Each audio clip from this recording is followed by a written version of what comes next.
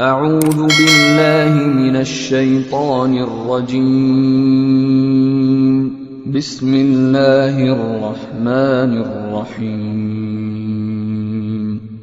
الله نور السماوات والأرض مثل نوره كمشكاة فيها مصباح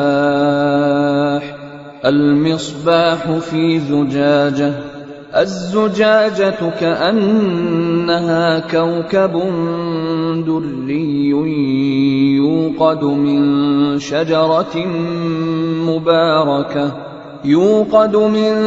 شجرة مباركة زيتونة لا شرقية ولا غربية يكاد زيتها يضيء ولو لم تمسسه نار نور على نور يهدي الله لنوره من يشاء ويضرب الله الأمثال للناس والله بكل شيء عليم. God is the light of the heavens and the earth. The allegory of his light is that of a pillar on which is a lamp. The lamp is within a glass. The glass is like a brilliant planet, fueled by a blessed tree, an olive tree, neither eastern nor western. Its soil would almost illuminate, even if no fire has touched it. Light upon light.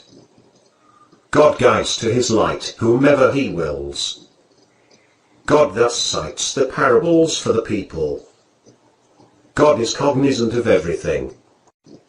Allah, pemberi cahaya kepada langit dan bumi. Perumpamaan cahayanya adalah seperti sebuah lubang yang tak tembus, yang di dalamnya ada pelita besar. Pelita itu di dalam kaca, dan kaca itu seakan-akan bintang yang bercahaya seperti mutiara,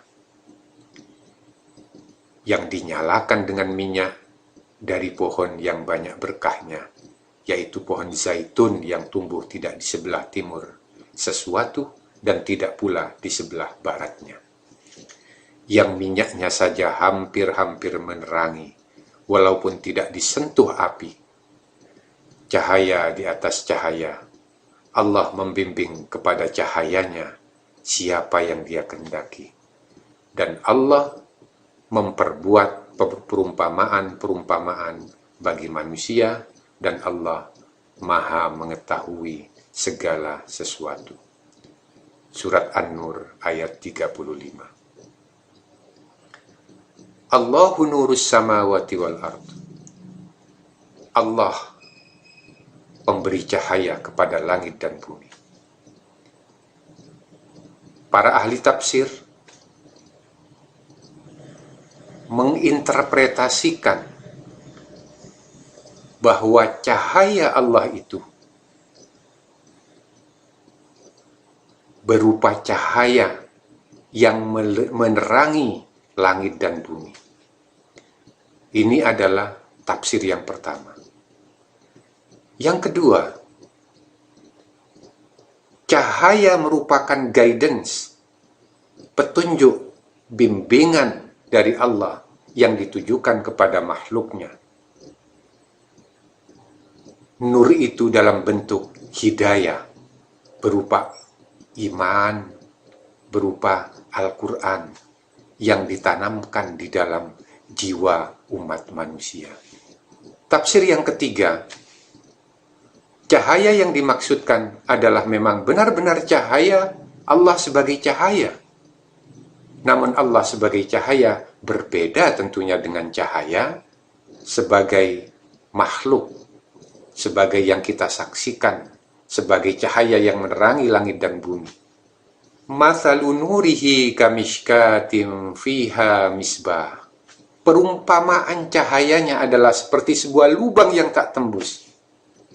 Kamishka, Miskah adalah dirimu. Kamishkatim fiha misbah. Di dalam dirimu, di dalam miskah, itu ada misbah. Misbah adalah hatimu. Al-misbahu fi zujajah. Misbah itu dipayungi oleh zujajah. Zujajah adalah akalmu. Jika ada koordinasi yang baik antara akalmu dengan hatimu, atau jika akalmu bersambungan baik dengan hatimu, maka akan terjadi kesejatian hidup. Kepemimpinan manusia ada pada akalnya, dan potensi kebaikan dan keburukannya ada pada hatinya. Hati merupakan sumber mara bahaya karena syahwat. Perut itu lebih dekat dengan hati ketimbang dengan akal. Akal itu masih ada jarak karena dilapisi oleh hati antara akal dengan perut, dengan syahwat. Hati itu tidak ada batasnya dan tidak mengerti regulasi. Keinginan hati tanpa batas. Hati ingin ini, hati ingin itu. Satu keinginan hati dipenuhi, maka akan menuntut keinginan lainnya juga untuk segera dipenuhi. Berbeda dengan fikiran, karena fikiran akan dapat mengontrol hati. Sifat dengki, hasud, takabur, ujub, itu semuanya datangnya dari hati. Itu sebabnya hati harus diselimuti oleh akal fikiran. Itu sebabnya fikiran harus menyelimuti hati dan memayungi hati.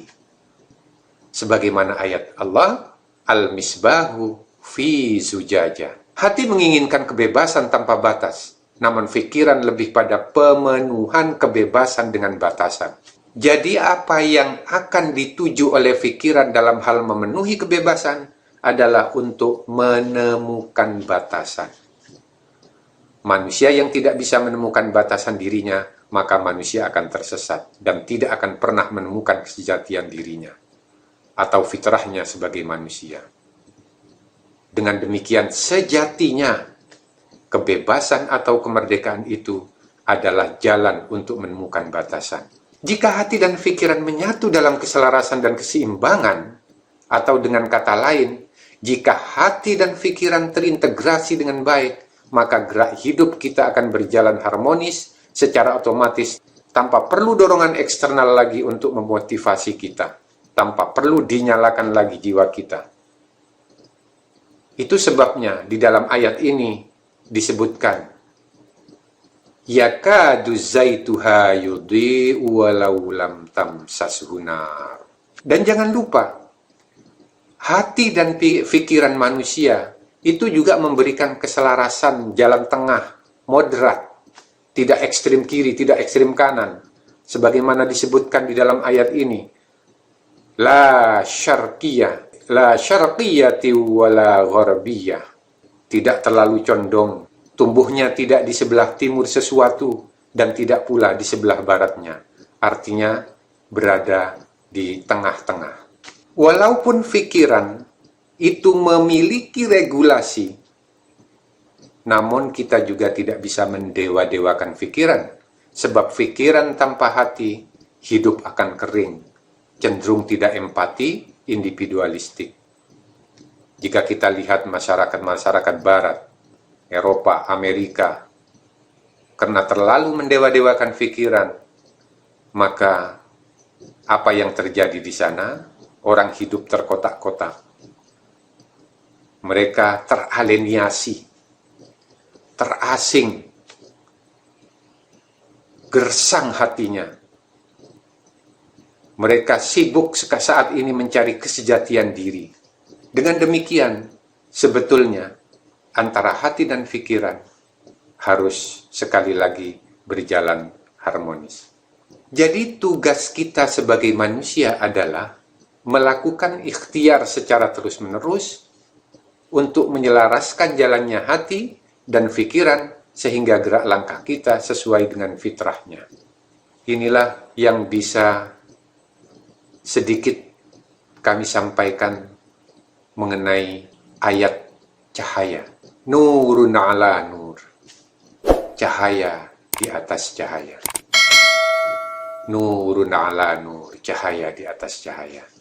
Sekali lagi, kita memang perlu banyak belajar. Semoga yang kami sampaikan ini bisa bermanfaat. Akhirul kalam. Wassalamualaikum warahmatullahi wabarakatuh.